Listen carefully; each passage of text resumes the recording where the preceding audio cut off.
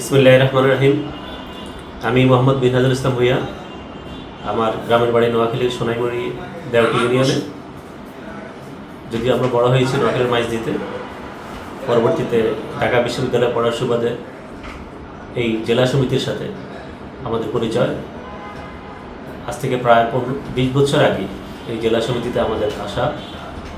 জেলা সমিতিতে আজকে যারা অভিভাবক বা নেতৃত্ব দিচ্ছেন বা নির্বাচন করতেছেন, প্রত্যেকের সাথে আমার ব্যক্তিগতভাবে প্রায় 15 থেকে 20 বছরের সম্পর্ক। তো দীর্ঘদিন পর নোয়াখালী জেলা সমিতিতে নির্বাচন হচ্ছে। নির্বাচনের মাধ্যমে আগামীতে কারা জেলা সমিতির জন্য, জেলার জনগণের অধিকার প্রতিষ্ঠায় কাজ করবে তা নির্ধারিত হবে। আর সেই নির্ধারণের জায়গায় আজকে এম এ খান বেলাল, উনি একজন প্রতিষ্ঠিত ব্যবসায়ী।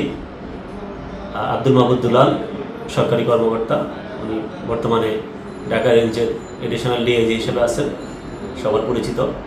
আমি ওই প্যানেলেরই সাহিত্য প্রকাশনা সম্পাদক প্রার্থী।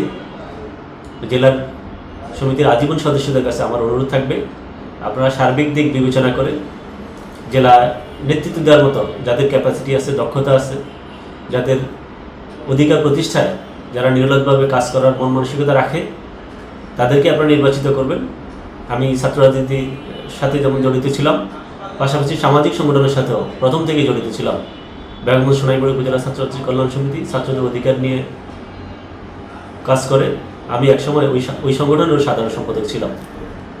তো আমি মনে করি আমাদের যে ঐতিহ্য রয়েছে, সুনাম রয়েছে, আমাদের আজীবন সদস্যরা সেই ঐতিহ্য ও সুনামকে অক্ষুণ্ণ রাখার জন্য এম এ খান বেলাল এবং আব্দুল মাহমুদ পরিষদকে পূর্ণ প্যানেলে নির্বাচিত করে নোয়াখালীবাসীর যে অসমাপ্ত যে স্বপ্ন রয়েছে সেই স্বপ্ন বাস্তবায়নে কাজ করবে, আমাদেরকে সুযোগ করে দিবেন।